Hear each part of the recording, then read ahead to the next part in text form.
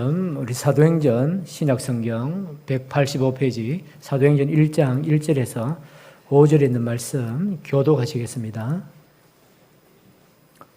사도행전 1장 1절에서 5절에 있는 말씀 교독하시겠습니다. 사도행전 1장 1절입니다. 데오빌로여, 내가 먼저 쓴 글에는 무릇 예수께서 행하시고 가르치시기를 시작하신부터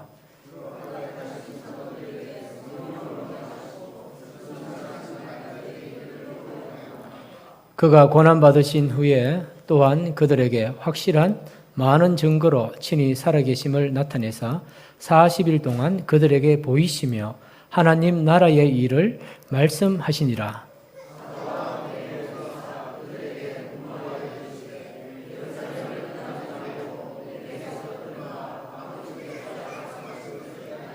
같이 읽습니다. 요한은 물로 세례를 베풀었으나 너희는 몇 날이 못되어 성령으로 세례를 받으리라 하셨느니라. 아멘.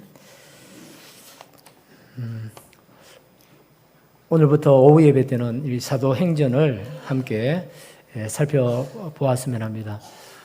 일단 이 사도행전은 잘 아시는 것처럼 말 그대로 말책의 제목 그대로 사도들이 행한 이야기, 이렇게 여러분들이 이해를 하시면 됩니다.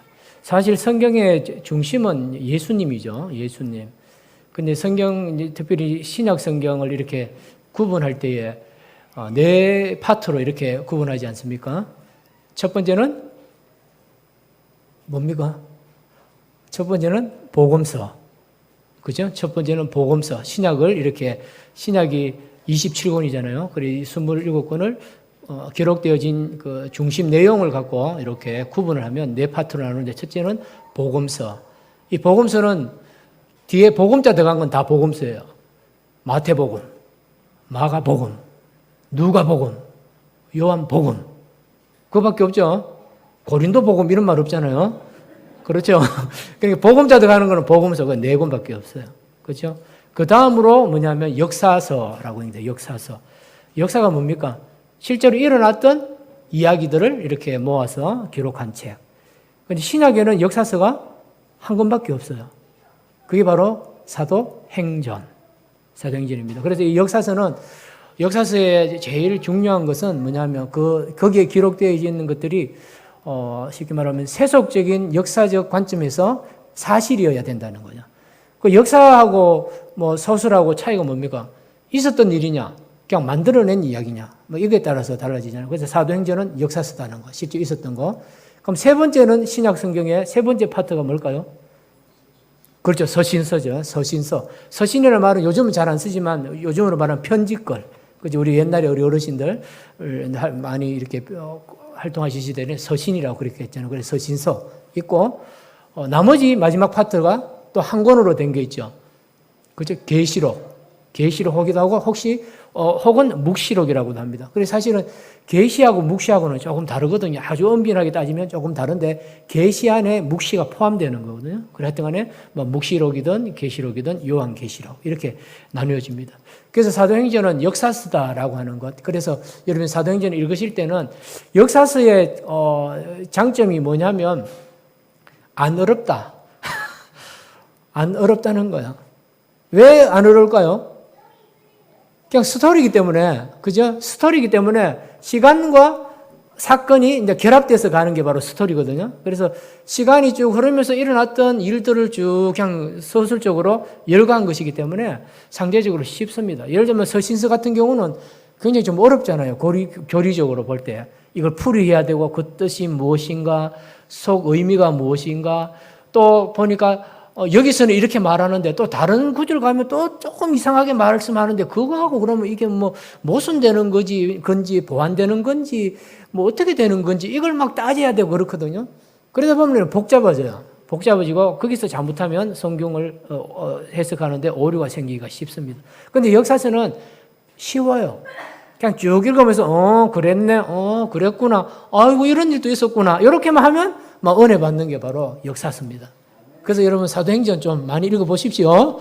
어려운 거 말고 사도행전 많이 읽어봤으면 좋겠고요. 그래서 사실은 이 사도행전이라고 하는 말은 우리말로 제목을 사도행전 이렇게 붙였습니다. 근데 실제로 신약 성경은 무슨 언어로 기록이 되어져 있겠습니까? 신약 성경은 원래 언어가 뭘까요? 예. 헬라어죠. 그렇지. 헬라어. 헬레니즘. 옛날에 우리 뭐 세계사 공부할 때 보면 헬레니즘이라고 배우잖아요. 그 시대에 사용이 되던 그리스어예요. 그래서 쉽게 말하면, 그리스어에서 쓰는 말이 헬라어입니다. 헬라어. 그래서 요즘 그 TV에 보면은 이 그리스가 지금 뭐 IMF 접어드니 뭐 이렇게 국가 보도가 나누니 많으니 하면서 TV에 많이 보여주잖아요. 거기 보면 글자가 보이잖아요. 간판에. 글자가 보이면 그게 다 헬라어입니다.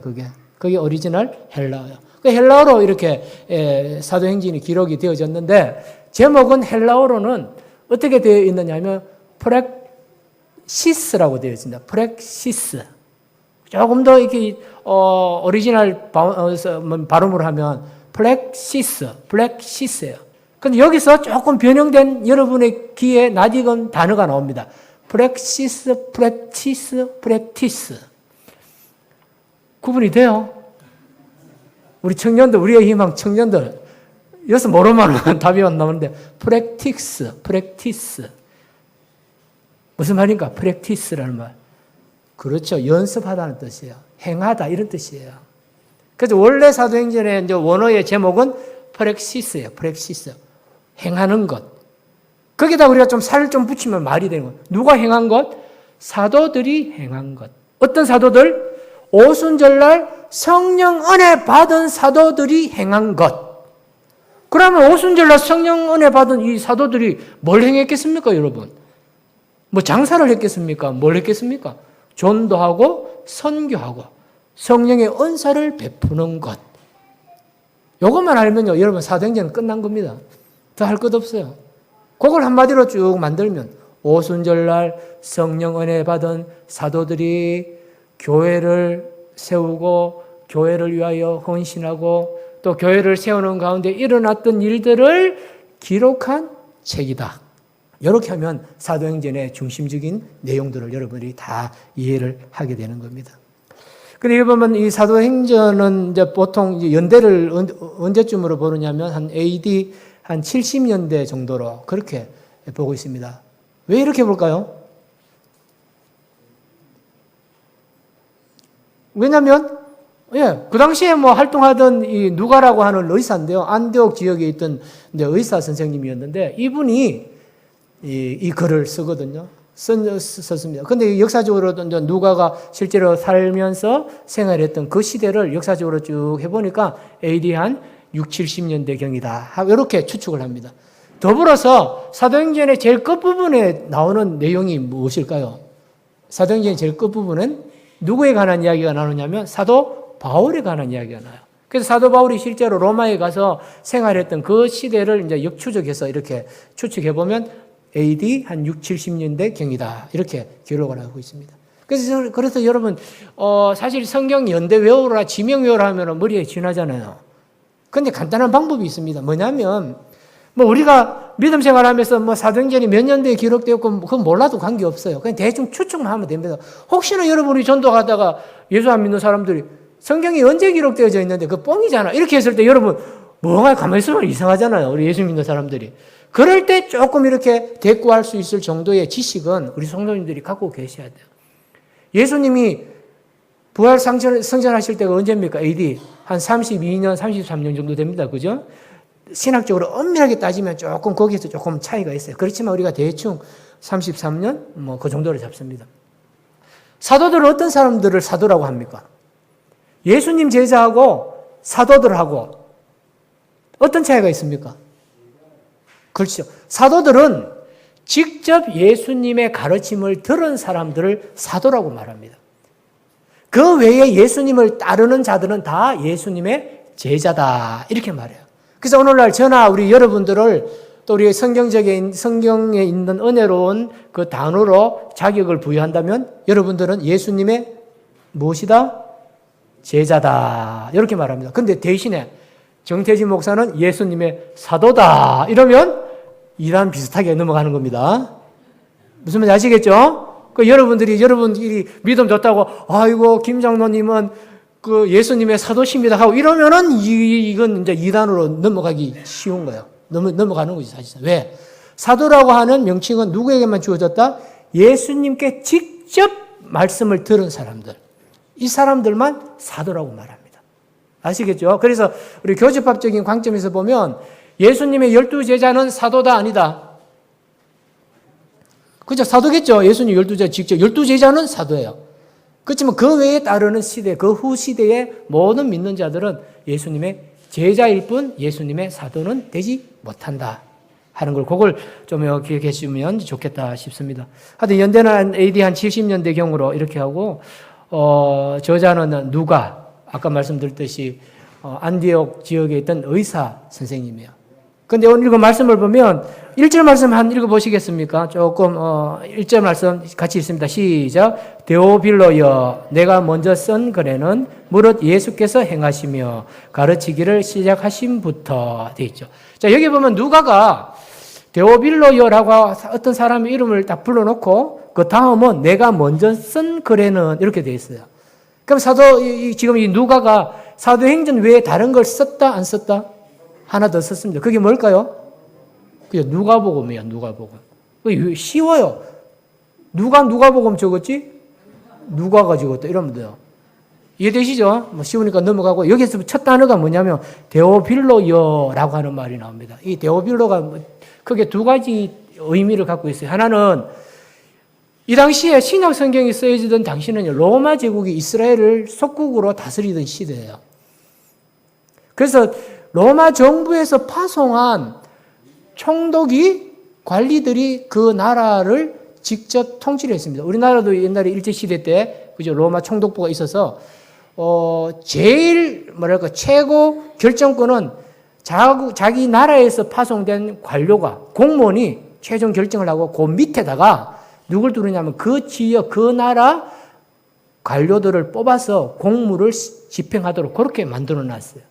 마찬가지로 데오빌로가 누구냐면 그 당시에 로마의 최고 관료인데 그 사람을 유대 땅에 파송해 놓은 거예요.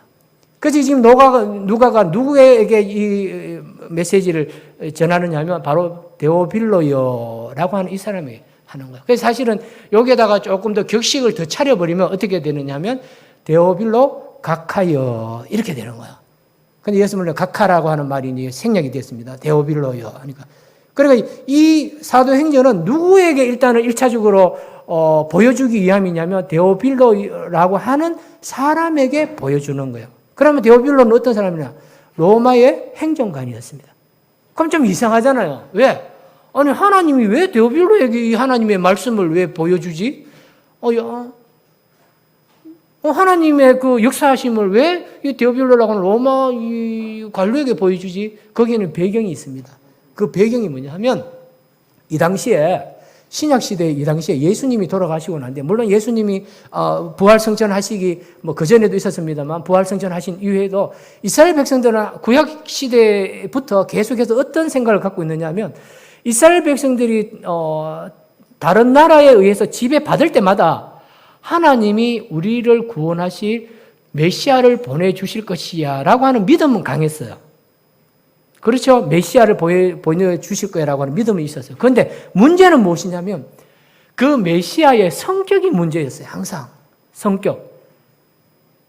이스라엘 정통 유대인들이 기다렸던 그 메시아는 어떤 메시아냐면 우리가 믿는 그 예수 그리스도 아니었어요. 어떤 메시아냐면 정치적인 메시아를 기다렸어요. 정치적인 메시아니까요. 지금 로마의 통치하에 있으니까 전략을 잘 짜서 이 로마 식민지로부터 자유를 줄 수 있는 그런 메시아를 대망하고 있었거든요. 그런데 메시아라고 오신 분이 마구간에서 태어나시고 아무 힘도 없고 데모할 준비 딱 하고 있는데 예수님은 뭡니까? 낙이 타고 들어오셔가지고는 호산나 그걸로 끝이라. 잡아간다니까 날 잡아가서 하고 나는 기도할 뿐이다 하고 막 기도하고 그리고 잡혀가시고 아무 말씀이 없는 거라. 그래서 옆에 있던 베드로가 한번 예수님만 도와주고 거들으라고 말이야. 그 제사장의 그 하인의 그 귀를 탁 무력을 한번 뺐는데, 야, 그러면 이걸 보고 예수님도 도전을 받으셔가지고, 세상을 안 뒤집겠나 이랬는데, 예수님이 뭐냐면 참아라 하고, 혈기 부리서는 안 된다 이러고 뭐 잡혀가셔가지고 아주 비참하게 십자가에 못 박히시고 그랬거든요. 물론 뒤에는 부활하고 승천하셨지만. 근데 그걸 정통 유대인들은, 예수님을 안 믿는 사람들은 메시아로 인정을 안 하는 거예요. 그래서 지금 이 시점에서는 부활 승천하신 예수님이 계심에도 불구하고 일반적인 유대인들은 아직까지 정치적인 메시아를 기다리는 거예요. 그러다 보니까 어떤 일이 자꾸 일어나겠습니까? 소위 말하는 데모가 자꾸 일어나는 거예요. 반란이 자꾸 일어나는 거예요. 그런데 문제는 뭐냐면 유대인들이 이상한 모임을 합니다라고 하는 보고들이 자꾸 그 로마 관료들의 귀에 자꾸 들어가요. 높은 사람들의 귀에 자꾸 들어가요. 이상한 유대인들이 자꾸 모여서 저그들끼리 말이야 한두 시간씩 모이고 서너 시간 때 모여가지고 뭘 한다더라. 뿐만 아니고 밥도 먹고 떡도 대고 자기 재산 막 나눠주고 뭐 이런 거 한다더라. 그러면서 자기들끼리 단합된 팀워크를 이루어 간다더라. 이런 보고가 자꾸 들어가는 거예요. 그러니까 로마 정부 쪽에서는요. 쟤네들이 또 데모를 하려고 하는 보다, 또 반역을 일으키려고 하는 보다, 또 사건 치려고 하는 것보다 이런 잘못된 생각을 하는 거예요. 그걸 교회 공동체에서 교회에서 알고 이렇게 있다가는 잘못하면 우리 교회가 세상으로부터 오해도 받고 잘못하면 많은 또 희생을 치러야 되겠구나. 그렇게 해서 누가를 통해서 글을 적은 거예요. 어떤 걸? 우리 기독교는 절대로 정치적인 집단이 아닙니다. 우리가 만들고자 하는 세계는 예수님이 주인이시고 하나님이 다스리시는 영적인 하나님의 나라를 세우는 것이 바로 우리 기독교, 우리 교회의 목표입니다. 오해하지 마십시오 라고 하면서 쓴 글이 바로 사도행전이에요. 그렇기 때문에 사도행전을 쭉 읽어보시면 세상 권력에 대해서 비판하는 것이 하나도 안 나와요. 세상 권력에 대해서 나오는 거 하나도. 세상을 뒤엎자, 세상에 대해서 적극적으로 뭐 하자, 액션을 취하자, 우리끼리 단합하자, 이런 이야기 전혀 안 나옵니다. 이런 사도행전을 배경을 통해서 결국은 하나님께서 영적인 세계의 교회를 온전히 보존하시고자 하는 그런 목적으로 이 사도행전을 기록하게 하셨다는 것입니다. 여기에 등장하는 인물들이 좀 많이 나오죠. 한 몇 명 정도 나올 것 같습니다. 사도행전에. 답은 세알일 수 없이 많이 나옵니다. 그런데 대개 보면 이 사도행전에 한 80여 명의 인물들이 등장을 해요. 그런데 핵심적인 인물은 두 사람이에요. 두 사람. 아주 예수님 다음으로 우리가 많이 아는 분이에요. 누굴까요? 베드로와 바울이에요. 베드로와 바울입니다. 그래서 사도행전이 28장으로 되어 있습니다만 1장부터 12장까지는 베드로 중심으로 사건들이 전개가 되어집니다. 그리고 13장부터 28장은 사도 바울을 중심으로 해서 하나님 말씀이 쭉 기록이 되어져 있어요. 근데 그 외에도 한 80여 명 등장합니다만 우리의 귀에 낯익은 디모데, 또 사도 요한, 스데반 집사님 이런 분들이 바로 이 사도행전에 기록이 되어져 있습니다. 그래서 사실은 이 사도행전의 기록의 목적이 그래서 조금 어려운 말로 변정서라고 그렇게 말합니다. 조금 쉽게 말하면 변호서예요. 우리 변호인 할 때, 변호사 할 때 변호. 좀 신학적으로는 아폴로제틱, 제틱이라고 해가지고 변증이라고 그렇게 말을 해요. 그래서 우리 변증은 뭐냐면 우리 기독교를 보호하면서 설명한다. 이렇게 말을 하고 있습니다. 우리가 세상을 살면서도 우리 복음에 대해서 세상 사람들에게 알려주고 가르쳐야 될 의무가 우리 모든 성도들에게 있죠. 그걸 소위 말하는 전도라고도 할 수 있고 선교라고도 할 수 있습니다. 그런데 그 방식이 어떠해야 하는가를 우리가 이 배경을 통해서 좀 바르게 좀 깨달아야 하는 시대가 아닌가 하는 그런 생각을 해봅니다. 우리 마산이나 우리 이쪽 지역은 어떤 식으로 전도하는지는 잘 모르겠습니다만 종종 보면 이 복음을 전가할 때에 세상 사람들이 받아들이기 좀 거북스러운 그런 방식으로 전도하는 또 선교하는 경우들도 굉장히 좀 많이 있지 아니한가 하는 것을 우리가 살펴봐야 돼요. 그래서 제가 있던 대구 지역에서는 시내에 가보면 시내 한복판에 가면 전도하는 분들을 종종 만나요. 근데 그분들은 많은 하나님의 말씀을 설명하지 않아요. 간단, 명료하게 구호로 복음을 전가하더라고요. 뭘까요, 내용이? 그렇죠. 어떤 내용이냐면 예수 천당 불신지요. 우리 많이 들어보셨죠? 예수 천당 불신지요. 뭐 이런 멘트들을 사실은 많이 합니다. 또 뭐 예수 축복 불신 저주. 뭐 어감이 오십니까? 근데 이런 식으로 이제 접근하는데 대부분이 이 이야기를 듣고 지나가는 이제 불신자들은 좋은 반응을 안 보여요. 그렇죠? 지나가면서 대개 보면 진화 잘 믿지.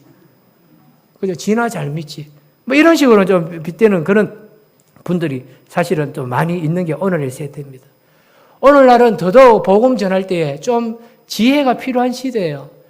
예수님도 제자들을 이제 파송하실 때에 뱀처럼 지혜로워라는 그런 말씀을 했잖아요. 뭐 비둘기처럼 뭡니까? 온유하라고 하셨습니까?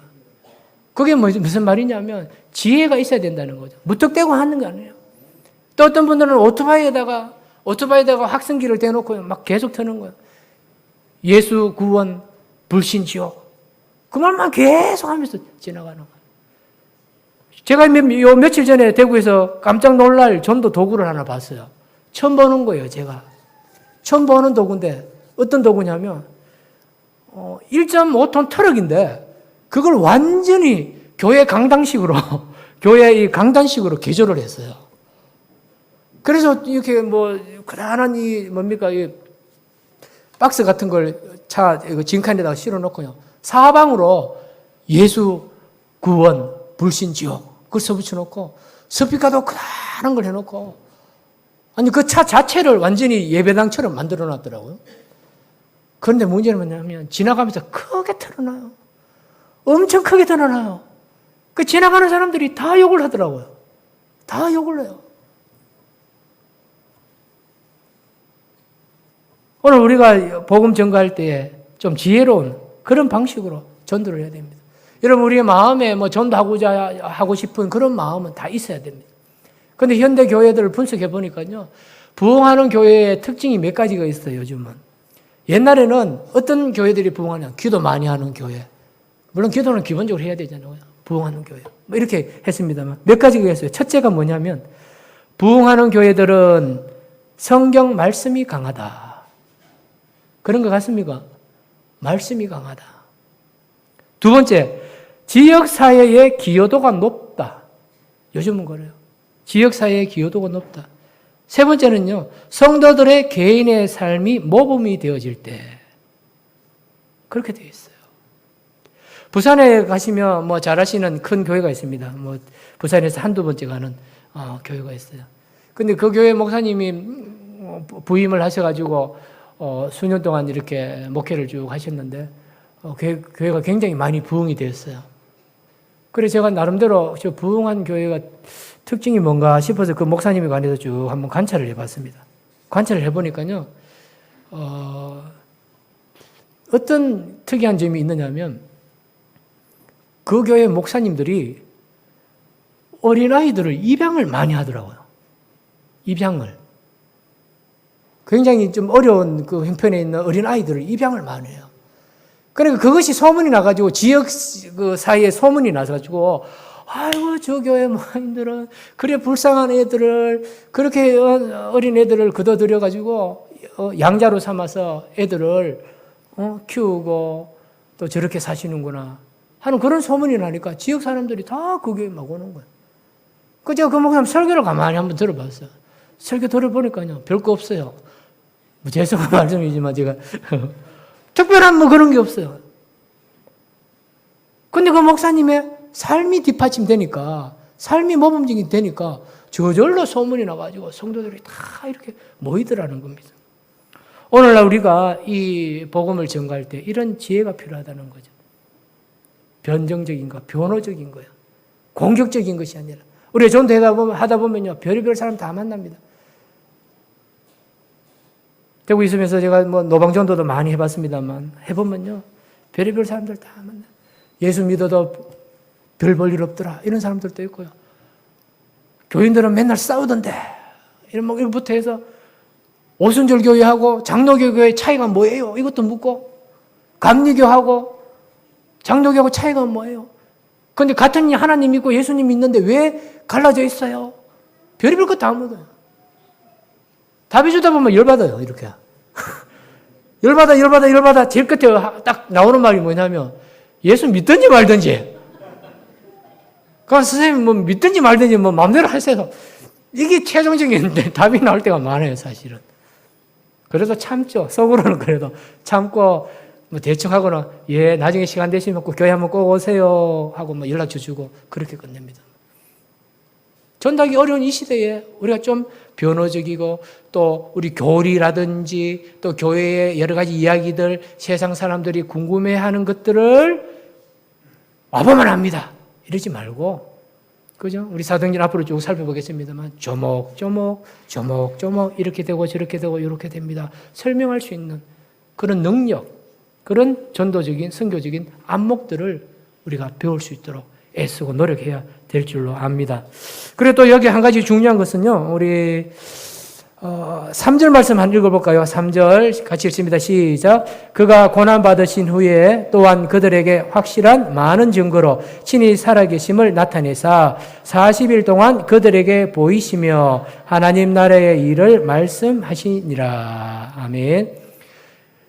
여기에서 결국 사도행전이 전체적으로 말하고자 하는 바가 뭐냐? 핵심적인 내용이 뭐냐면요, 예수님의 부활 사건은 사실이다라고 하는 겁니다. 예수님의 부활 사건은 사실이다라고 하는 거예요. 우리가 세상 사람들에게 복음을 전가하고 교회에 관해서 이야기할 때에 많은 오류들이 여기에 있습니다. 뭐냐? 예수님이 부활하셨다는 것이 사실이다.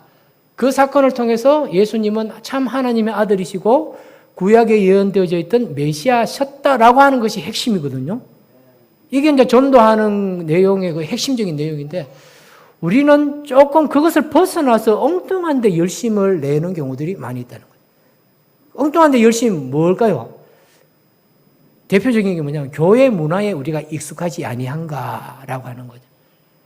그러니까 교회 이제 생활에는 굉장히 익숙하고 능란한데, 예수님의 복음에 대해서는 뭐랄까 이렇게 확실성, 복음에 대한 이렇게 확신, 복음에 대한 자부심, 복음에 대한 자랑스럽게 여기는 그런 마음, 또 실제로 복음 내용에 대한 어떤 우리 뭐랄까 지식적인 측면에서 충만한 상태에 우리가 있는가라고 하는 것, 그걸 우리가 조금 생각해 봐야 하지 않겠나 하는 그런 생각을 해봅니다.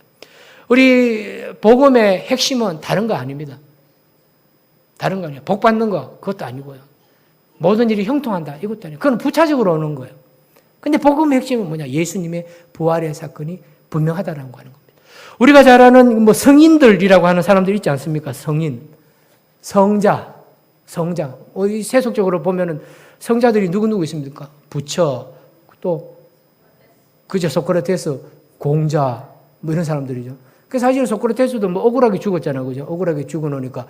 억울하게 죽어도 찍소리 안 하니까 대단한 사람입니다 이러지만 알고 보면 아무것도 없는 사람이고 뭐 그런 건데, 제가 어제 이사를 했습니다. 이사해서 제일 먼저 놀란 게 있어요. 뭐냐면 다 좋습니다. 다 좋고 결론적으로 다 좋은데, 제가 이사를 해서 짐 사려고 하는데 이삿짐 센터 아저씨가 저한테 이 말을, 목사님, 제가 이제 명함 주고 뭐 이렇게 작업을 하고 했으니까 알죠. 목사님, 흠씩 쪼개면서 제보고 목사님, 좀 이거 비웃는 것도 아니고 하여튼 좀 애매모하면 쪼개면서 이러면 하는 말이 뭐냐. 목사님, 좀 곤란하시겠습니다. 이래요. 그래서 왜요? 하니까 저 소리 들어보이소 하는 거야. 그게 무슨 소리인가 했더만 목탁 소리가 나네요. 목탁 소리가. 다 아시죠? 예.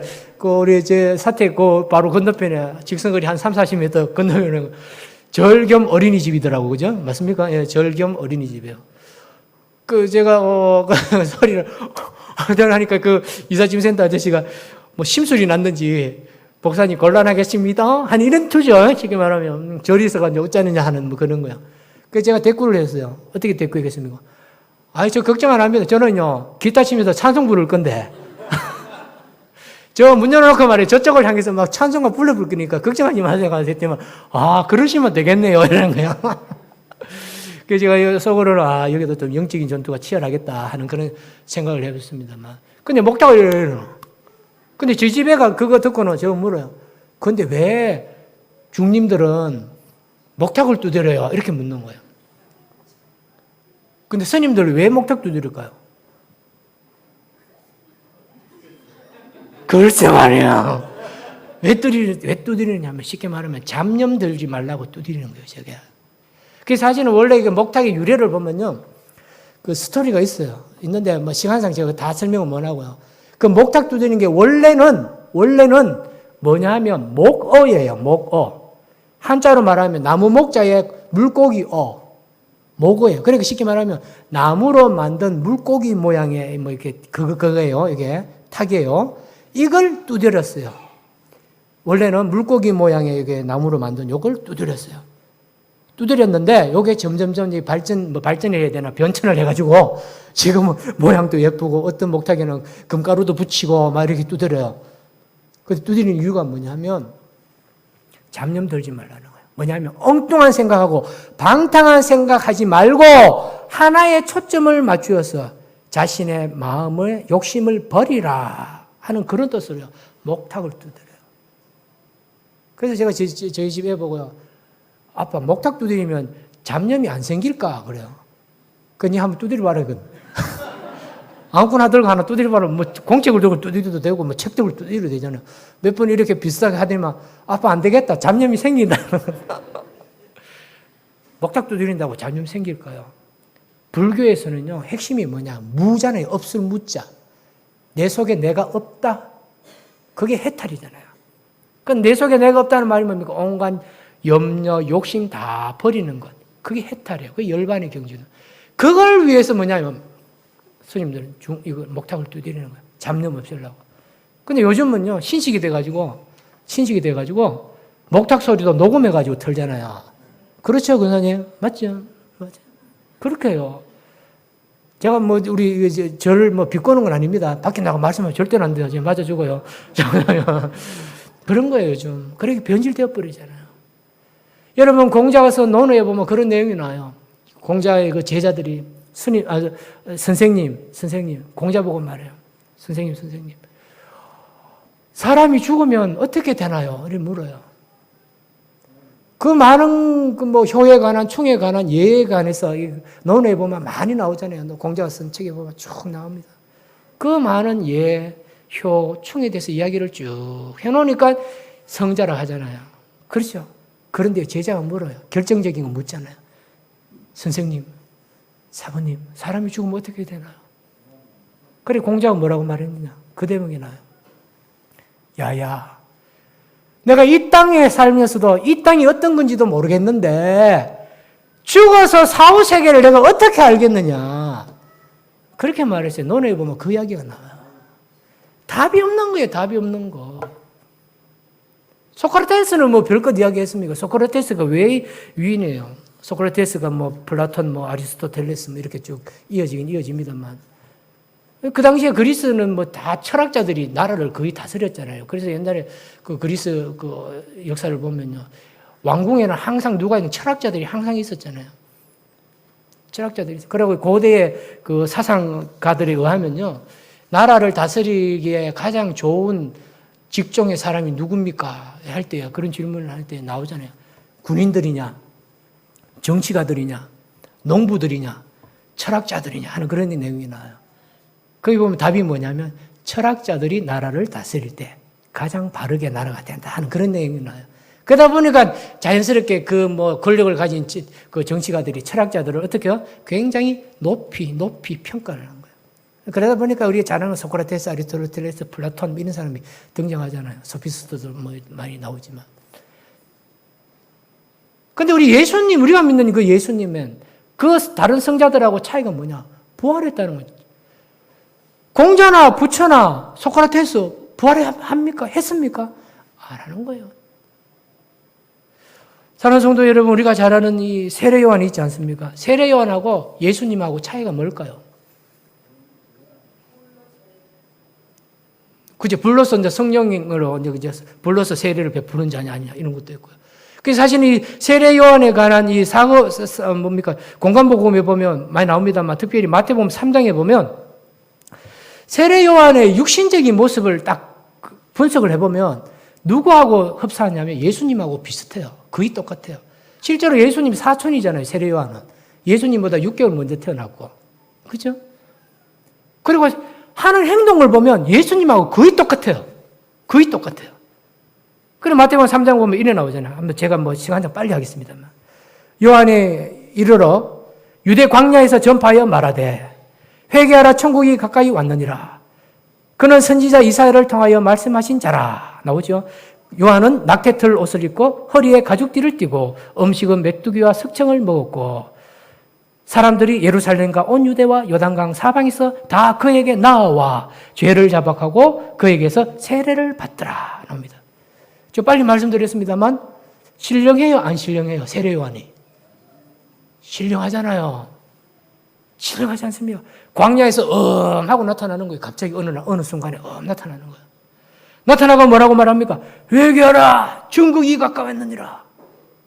복장을 보니까 낙타털 옷을 입고요. 가죽띠를 띠고 메뚜기와 석청을 먹으면서 그렇게 생활했어요. 요즘으로 말하면요. 계룡산에 가가 돛 닦고 내려온 거예요. 그 모습이에요. 쉽게 말하면.